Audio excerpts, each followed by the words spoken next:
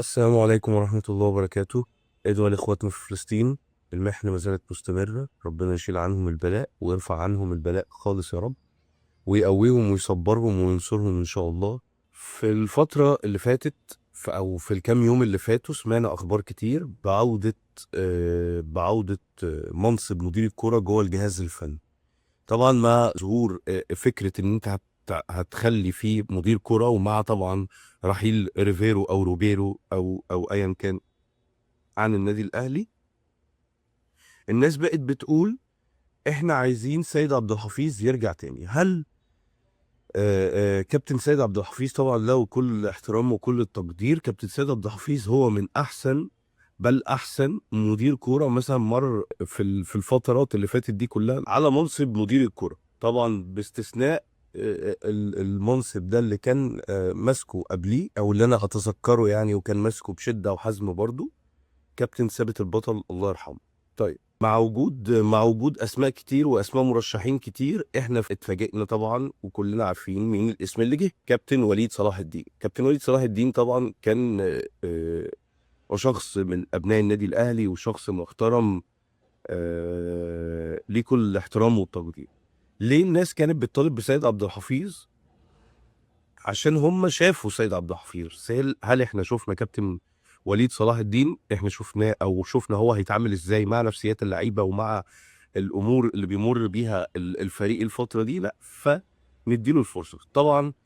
بس كابتن سيد عبد الحفيظ، انا من وجهه نظري اللي اعتقده ان هو لما هيرجع مش هيرجع على منصب مدير الكره في النادي الاهلي، بل هيرجع على منصب اكبر او تايتل اكبر، عشان يقدر ان هو يكون عنده تحكم اكبر في فريق كرة القدم في النادي الاهلي.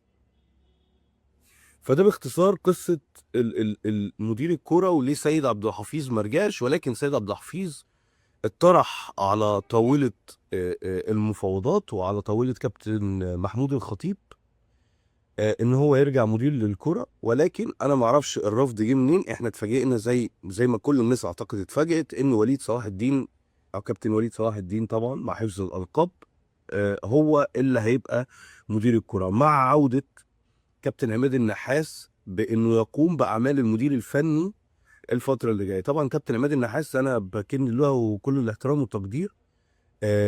الواحد كان محتاج مدير فني قوي يدير الفترة دي، فترة كأس العالم. لو انت مش هتجيب مدرب أجنبي كويس، أنا كنت شايف إن الأقدر إن كابتن عماد النحاس هو اللي يكمل.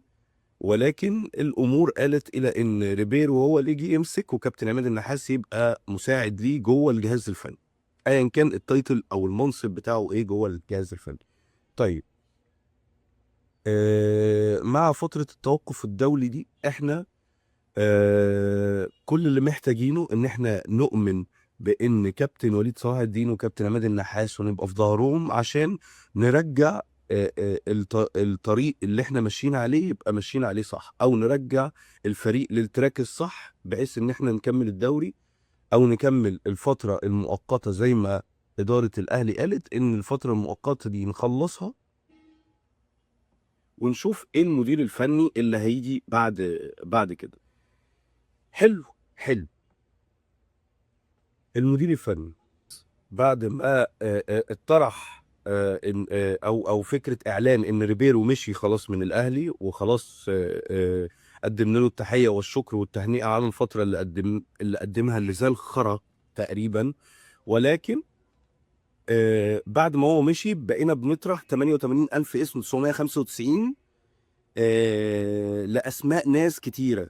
طبعا اقترحوا كابتن حسام البدري، مع اختلافي الكبير والشديد جدا مع كابتن حسام البدري طبعا. وانا مش من انصار ان هو يرجع يمسك النادي الاهلي تاني بعد ما سابه في وقت ما عشان آه، يروح فرقة تانية. مش فاكر كان رايح ليبيا تقريبا او حاجة كده. كابتن حسام البدري برضو كمدير فني حقق نجاحات كبيرة مع النادي الاهلي، محدش يقدر ينكر ده. ولكن انا بالنسبة لي كابتن حسام البدري ما يرجعش النادي الاهلي، لان ده مش صح يعني. ما اعرفش، مش صح، حاسه مش صح. انت بعت النادي الاهلي في فترة، فما ينفعش ان انت ترجع على منصب كبير يخليك ليك اسمك جوه النادي. بس انا مش من انصار هذا الرأي.